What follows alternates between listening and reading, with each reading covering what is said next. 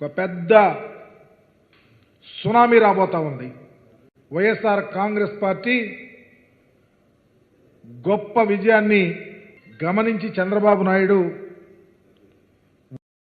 ఒక పెద్ద ప్రెస్టేషన్కి వెళ్ళిపోయి చేయిస్తానికి, అఘాయిత్యాలు చేయిస్తానికి, అమానుషాలు చేయిస్తానికి, రాష్ట్రాన్ని రావణకాష్టం చేయిస్తానికి ప్రిపేర్ అయి ఈరోజు అనేక ప్రాంతాల్లో దాడులు, అఘాయిత్యాలు చేయిస్తూ ఉన్నాడు.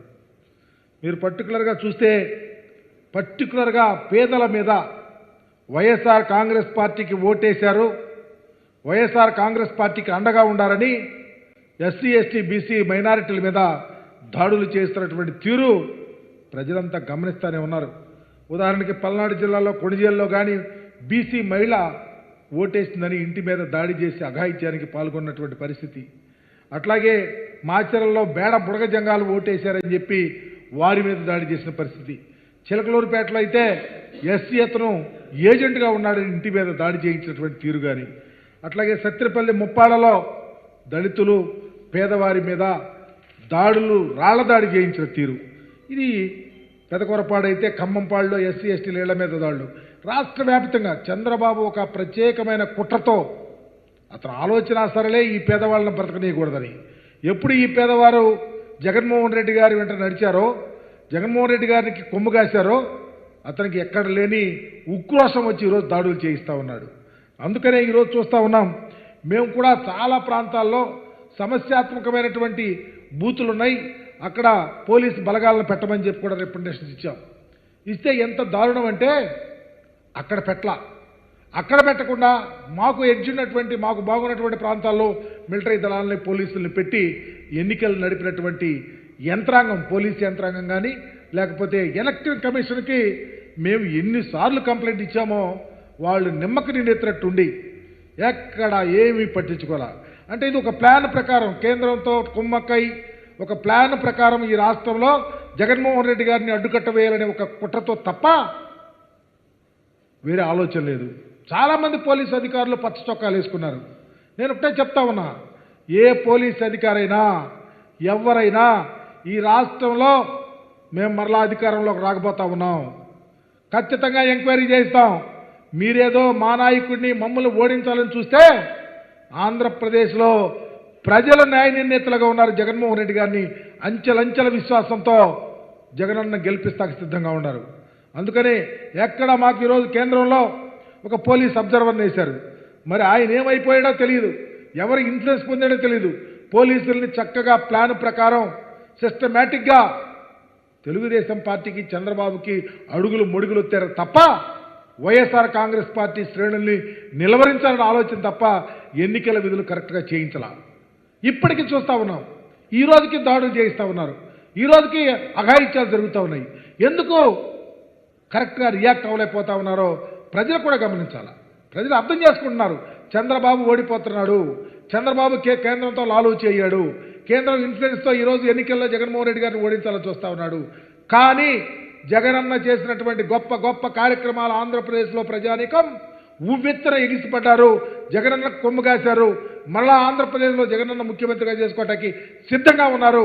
కానీ చంద్రబాబు కోటే చెప్తా ఉన్నా, నువ్వు ఎప్పుడు పేదల మీద పడుతున్నావో, దళితుల మీద పడతా ఉన్నాడో, ఎస్సీ, ఎస్టీ, బీసీ మైనారిటీల మీద అఘాయిత్యాలు చేయిస్తా ఉన్నావో, నీ రాజకీయ అంతం జరుగుతూ ఉంది, గమనించు. జూన్ 4వ తారీఖున పటాపంచలైపు ఆంధ్రప్రదేశ్లో వైఎస్ఆర్ కాంగ్రెస్ పార్టీ అఖండమైన విజయం జరుగుతూ ఉంది. చంద్రబాబు రథచక్రాలు విరిగిపోతాయని కూడా మీ ద్వారా తెలియపరుస్తా ఉన్నా. ఇంతటి క్రూరమైనటువంటి ఈరోజు చూస్తూ ఉన్నారు, ఎక్కడెక్కడి నుంచో తీసుకొని వచ్చి విదేశాల్లో ఉన్న తీసుకొని వచ్చి డబ్బులు ఖర్చు పెడతా ఉన్నారు. మేము చెప్తా ఉన్నాం, విదేశాల నుంచి వచ్చినా చంద్రబాబు ఎన్ని కుట్రలు కుతంత్రాలు చేసినా కేంద్ర జగన్మోహన్ రెడ్డి గారు ఒక నూతన అధ్యాయాన్ని, ఒక పాజిటివ్ ఓటుని, ప్రజా సంక్షేమాన్ని భుజాన వేసుకుని నడిపినటువంటి ముఖ్యమంత్రి రాష్ట్ర రాజకీయాల్లో ఒక కల్పితురాయిగా పోతా ఉన్నాడు.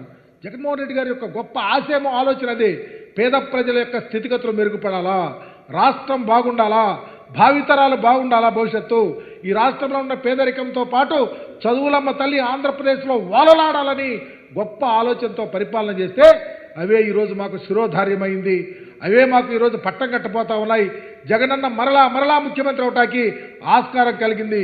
చంద్రబాబు లాగా కుట్రలు కుతంత్రాలు దోపిడీలు అఘాయిత్యాలకు ఆలోచనలు ఉంటే అతని పరిస్థితి అఘాయిత్యమే, అతను అఘాతానికి వెళ్ళిపోతా ఉన్నాడని తెలియపరుస్తూ ఈ రాష్ట్రంలో జగనన్నకు ఓటేసిన ప్రజానీకానికి 2 చేతులు జోడించి నమస్కరిస్తూ రామరాజ్యం మరలా కొనసాగబోతా ఉంది. సుభిక్షమైన పరిపాలన ఆంధ్ర రాష్ట్రంలో మరలా రాబోతా ఉంది. ప్రజలు ప్రాంతాలు రాష్ట్రం సస్యశ్యామలం కాబోతా ఉంది. జగనన్న మరలా ఈ ఆంధ్ర రాష్ట్రంలో ఉవ్వెత్తున ఎగిసిపడుతూ మరలా ప్రభుత్వాన్ని ఏర్పాటు చేయబోతా ఉన్నాడని చాలా గర్వంగా తెలియపరుస్తూ ఈ కుట్రలు కుతంత్రాలు దాగుడు మూతలకి చెల్లుచీటీ కాబోతామని మీ ద్వారా తెలియపరుస్తా ఉన్నా. చంద్రబాబు గవర్నర్కి ఒక ఉత్తరం రాశాడు. మా పార్టీ వాళ్ళు ఒకసారి కళ్ళు లేని కబోజులు కాదు, రాష్ట్ర ప్రజలు కానీ రాష్ట్రంలో ఉన్నటువంటి మరి ఆలోచన పనులు కానీ ఎక్కడెక్కడ ఏం దాడులు జరుగుతూ ఉన్నాయి, ఏ పేదల ఇళ్ల మీద దాడులు చేస్తున్నారు, ఏ పేద కులాలను భయప్రాంతులు చేస్తూ ఉన్నారు, ఎవరిని కొట్టుతారు దాడులు చేస్తారో గమనించాలి. చంద్రబాబుని రమ్మంటున్నా నేను. నువ్వు కూడా చర్చకు ఏ ఊరిలో మేము దాడులు చేసామా, నువ్వు చేయించావా? నువ్వు పిరికి పొందలాగా జగన్మోహన్ రెడ్డి గారి యొక్క రథ చక్రాల కింద రాజకీయంగా నలిగిపోతూ నువ్వు అఘాయిత్యాలకు పురుగొలుపుతున్నావు తప్ప మాకు ఆలోచన లేదు. మా కేడర్ కానీ మేము కానీ ఎక్కడ తప్పులు చెయ్యం. ప్రజలే చక్కగా చూస్తూ ఉన్నారు చంద్రబాబు ఎన్ని కుట్రలతో వెళ్తా ఉన్నాడో, ఎన్ని కుతంత్రాలు చేస్తూ ఉన్నాడో, ఎక్కడెక్కడ దాడులు చేయిస్తూ ఉన్నాడో అందరూ చూస్తూ ఉన్నారు. కాబట్టి చంద్రబాబు గవర్నర్ గారికి ఇచ్చినా లేకపోతే ఎవరికి ఇచ్చినా అందరూ కళ్ళు లేని కబోజులు మాత్రం కాదు. చంద్రబాబే ఈ కుట్రలకు కుతంత్రాలకు ప్రధాన ముద్దాయి. అసలు కారణం ఆపటానికి కారణం ఎవరు? మేము ఒక ప్రొసీజర్లీ వెళ్తా ఉన్నాం. రాష్ట్రంలో ప్రజలకు ఉపయోగపడే పాలనని సక్రమైన పద్ధతిలో టైమ్లీగా వెళ్తా ఉన్నాం. ఆ ఎనామలీ ఎందుకు వచ్చింది? దానికి ప్రధాన కారకుడు చంద్రబాబు.